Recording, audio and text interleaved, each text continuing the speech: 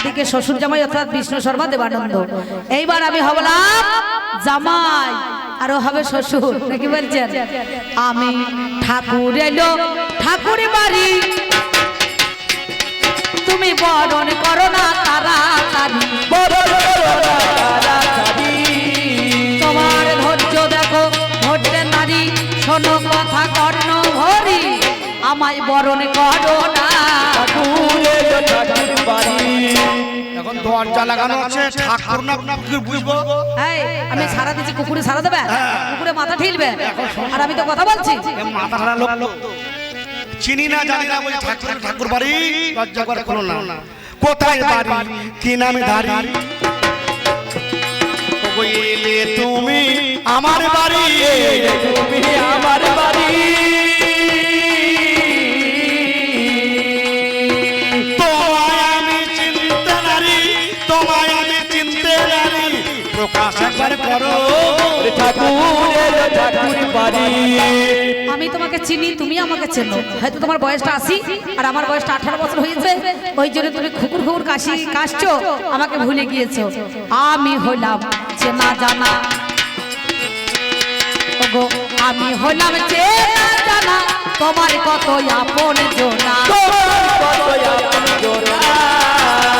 পরে কি মনে শোনা, পরে কি মনে শোনা, ভেবে তুমি দেখো না। তুমি মনে পড়ছে না? তুমি মনে পড়ছে না তোমার? তুমি বৃন্দাবনে গিয়েছিলে গো, শোনো কথা কানে, প্রতি বছর যাত্রী নিয়ে যেতে অতীব যতনে, নাকি বাবা?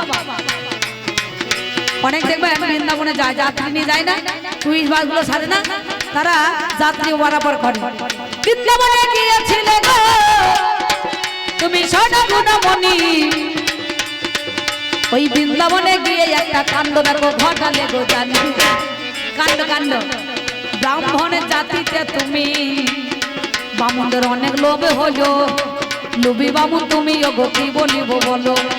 এই 5 কিলো দুধ পেয়ে 5 কেজি দুধ খেয়েছিল, দিয়ে মা কি বলবো আপনাদের বলছি, হর হর করে উঠছে আর গড় গড় করে নামছে, মানে পায়খানা কলেরা ডায়রিয়া মহামারী হয়েছিল। সঙ্গে সাথে যারা ছিল গো তারা সবাই পালিয়ে যায়। আমি দেবানন্দ 8 বছর বয়স ছিল, তোমারে জানাই, তোমার হাতে করে পরিষ্কার করে পরিচ্ছন্ন করে আমি সুস্থ সেবা করিলাম, দেখো তোমাকে যে করে। সেদিন তুমি বলেছিলে দেবানন্দ রে আমার একটা মেয়ে আছে, তার সঙ্গে বিয়ে দেব রে, তোরে বলো আমি জামাই করবো আমি, দেখো শোনো গুণমণি। বাবারে আমার তো মনে পড়ছে না, টিকটে তুমি দেখবি না। তবে তুই যে বলছিস আমি বৃন্দাবনে গিয়ে পরেতে গলা পর্যন্ত খেয়েছিলাম, এদিকে হর হর, এদিকে গড় গড় কলেরা বলে না। এই ছেলেটা পায়খানা প্রস্রাব নিজে হাতে করে গুছিয়ে আমাকে যত্ন করে খারাপ করেছিল। আমি নাকি বলেছিলাম আমার একটা মেয়ে আছে, তোর সঙ্গে বিয়ে দেব। হ্যাঁ বাবা এসেছিস, ভালো করেছিস। আমার বাড়িতে ওই যে মেলা হয়েছে, মেলা চপ ঘুগনি আছে, কিনে খাওয়াবো, তুই পায়খানা মনে কর, কি দেবো, দিয়ে তোর মায়ের সঙ্গে আমার বিয়ে দিবি। যদি তোমার মায়ের সঙ্গে আমার মায়ের সঙ্গে যদি বিয়ে দিতে হয়, তাহলে আগে তোমার মাটাকে দিতে হবে, তবে আমার মাকে পাবে। বুঝতে পারলে না কথাটা? পাবো না, ওরে তোমার মেয়ে দিতে হবে, তোমার মেয়ের গর্ভে আমার যত একটা কন্যা সন্তান হবে, নাকি? তাহলে কন্যা মানে মেয়ে, কি কাকা? সেই মেয়েটার সঙ্গে তখন তুমি লাইন মেরে দেবে।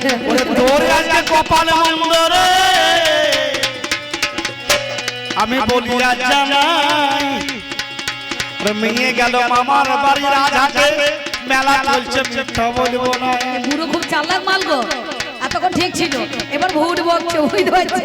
হ্যাঁ, বুড়ো বলছে রাজহাটে মেলা চলছে, অম্বিকার আর ওই সোমনাথের গান হচ্ছে, কবি গান, সেই জন্য সে মেলা দেখতে গিয়েছে।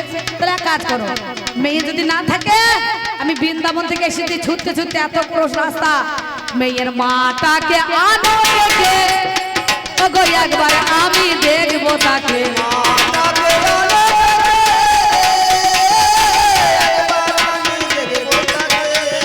তুমি অপরাধ নিও না তবে, অপরাধ নিও না তবে, ঠাকুর মশাই গো আসলে কথা মানো না। বাবা রে, তোর কপালটা চওড়া হতে পারে কিন্তু ভাগ্যে নাই। আমার কপাল চওড়া না, আমার কপাল সরু তো, 3 আঙুল কপাল। এই দেখো শোনো শোনো, আমার কপাল চওড়া নয়। ওরে মেয়ে গেল মামার বাড়ি, মেয়ের মা গেল বাবার বাড়ি,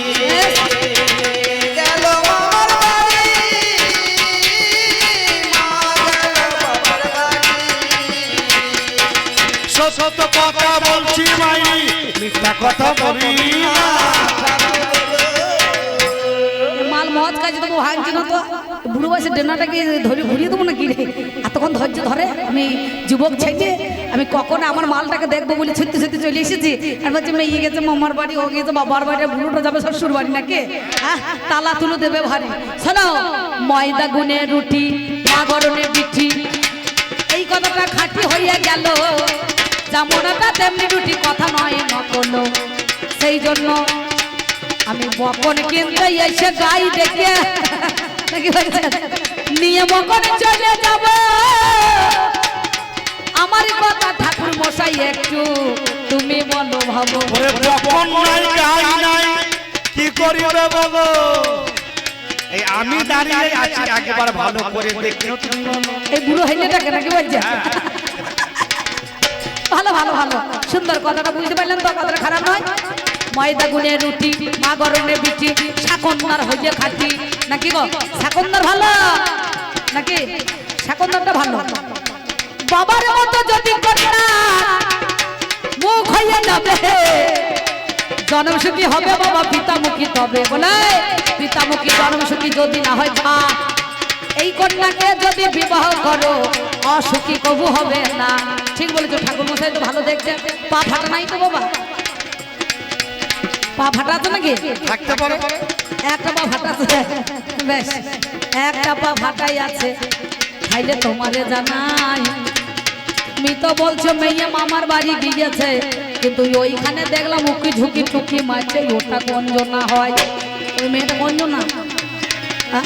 সত্যি কথা বলছি তোমায়, শোনো আমার ভাই, আমি যে তোমাকে কথা দিয়েছি, কেউ সাক্ষী কি হয়? অবশ্যই আছে। সাক্ষী যদি আনতে পারো আমার কথা নাও, আমার মেয়ে তুমি পাবে আমার কথা নাও। ও দিদি ভাইরা, এই যে আমাকে কবি গানের বাইনা করতে একজন সাক্ষী আছে। কত টাকা ঘন্টা হয়েছে আমার মোবাইলে শুধু লেখা আছে, তারিখ লেখা আছে, সময় লেখা আছে, বুঝতে পারছেন? তা আমাকেও একজনা, তুমি যার সঙ্গে কথা দিয়েছিলে তার সামনে কিন্তু সেই জানে সাক্ষী। কেন জানো? বৃন্দাবনের বনমালী, শোনো কথা তোমায় বলি,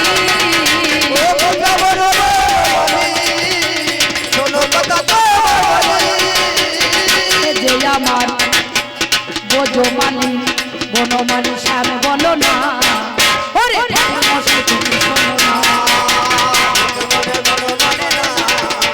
ঠাকুর মশাই তুমি শোনো না। তাকে যদি আনতে পারো, ধরো আমার মা ধরো, ওটাকে যদি আনতে পারো, ধরো আমার মাথা ধরো। অন্য তুমি পাবে ভালো, কথা শোনো না, সেই সাক্ষী গোপাল নিয়ে এসো না। বলো না, ওরে ঠাকুর এলো বাড়িতে বলো না। ঠাকুরের বাড়িতে বলো না। বাবারে, এই সুর সবাই দিতে পারে না, সবারই কাছে থাকে না, নাকি বলছেন?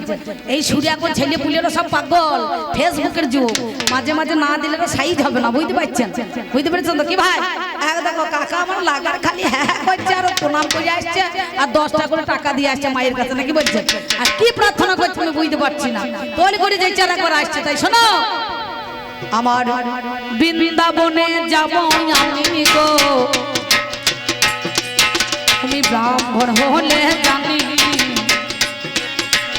আমি ব্রাহ্মণ ছেলে ঠাকুর গো, শোনো কথা তুমি, আমি হলাম দেবানন্দ পেতে যে আনন্দ অবন্তী নগরে চলে এলাম গো শোনো কথার ভাবো।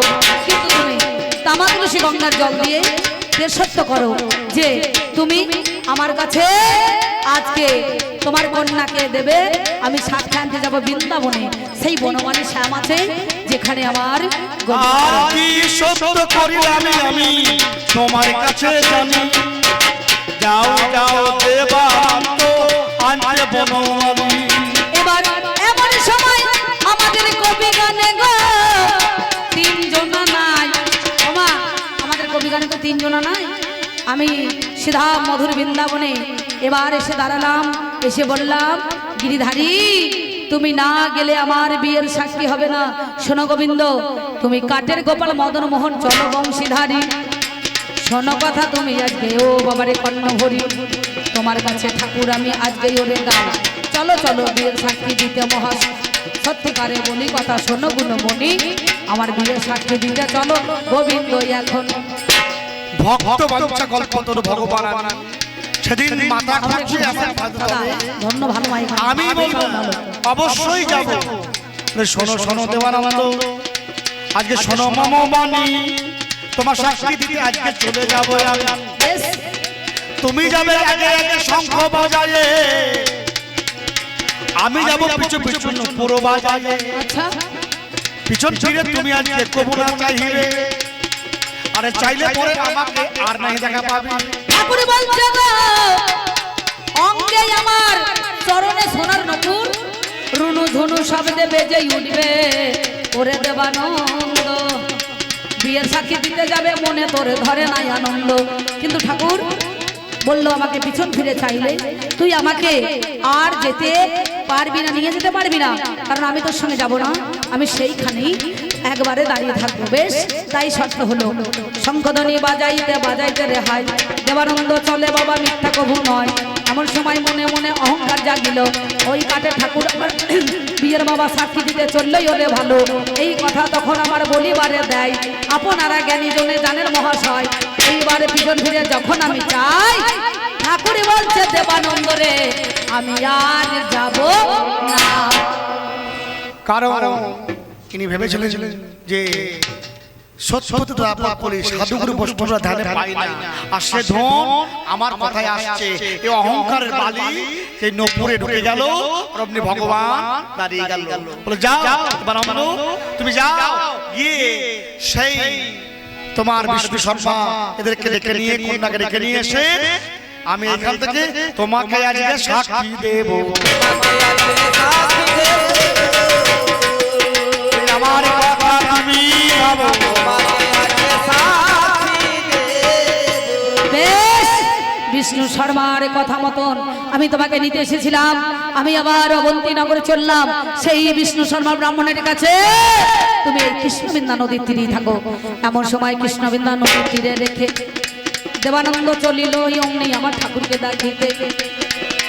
অমনি আমার অবন্তী নগরে গিয়ে দাঁড়িয়ে পড়িল, ওগো ঠাকুর তুমি কথা শুনে চলো ভালো।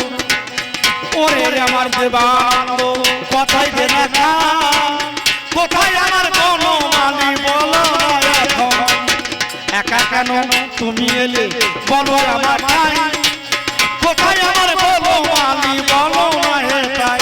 ওই না কৃষ্ণবিন্দা নদীর তীরে গো ঠাকুর দাঁড়িয়ে আছে, আমার সঙ্গে গেল না কথা বলি নাই থমিছে। চলো ওই কৃষ্ণবিন্দা নদীর তীরে আমার গিরিধারী লাল সে বলেছে তুমি ওই অবন্তী নগরে ফিরে যাও বিষ্ণু শর্মার কাছে, তুমি তাকে নিয়ে এসো। ওরে দেবানন্দ আর আমি যাব না, ভগবান কারো একার নয়, একার সম্পত্তি নয়, আমি অনন্ত কোটি ব্রহ্মাণ্ডের মালিক, আমি প্রতিটা ভক্তর মাঝে বিরাজিতমান। তুমি যাও, তোমার রাখতে সম্ভব। এই কথা যখন আজকে আমাকে প্রকাশ ছিল, আজ 10 বর্গ সঙ্গে নিয়ে আমার যাওয়া হলো, সঙ্গে আজ কন্যাকে নিয়ে গেলাম জানি, কোথায় আমার বনমালী দেখা আজকে তুমি কই কই দেবানন্দ বনমালী কই আমি দেখতে পাচ্ছি না, বলো বলো বলো দেবানন্দ বলো আমার ভাই কোথায় আমার বনমালী দেখাও না হেথায়। ওই দেখো ঠাকুর, ওই দেখো ত্রিভঙ্গ মুরারি মদন মোহন চতুর্ভুজ নারায়ণ সেই না শঙ্খ চক্র গদা পদ্ম যে ধরিয়া করেছে ধারণ।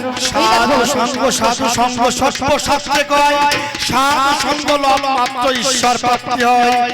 যে আমাকে অঙ্গে স্পর্শ করে নিল জ্ঞানের উদয় হয়ে গেল, নয়ন খুলে গেল। ওই দেখো দেখেছো তুমি নয়ন দৃষ্টি দিয়ে। তুমি এবার তোমার কন্যাকে আমার হাতে তুলে দাও, যুগলে দাঁড়াতে বলো তুমি কন্যা দান ওই গোবিন্দ। ধন্য ধন্য ধন্য আমি ধন্য মহিতলে, এমন সুন্দর ছেলে পেলাম এই ভূমণ্ডলে। আর আমার কোনো দ্বিধা নাই, তোমাকে কন্যাদান করবো জানি। এই মেয়ে নিয়ে হাতে তুলে দিলাম আমি। এই বলিয়া কন্যাদানে করে দিল হাত। আমি বললাম ঠাকুর গো তোমারে জানাই, এইখানেতে আমাদের এই বিবাহ যে হলো একটাই আমার সাক্ষী বাবা রাখতে হবে বলো। তার জন্য কি করিবে বলো দেখি মোরে, যত যত ভক্ত আছে এই না দেখো এই না এইবার দেবানন্দ আমার কাছে গায়, ভক্তের দ্বারে দ্বারে যেতে হবে মহাশয়।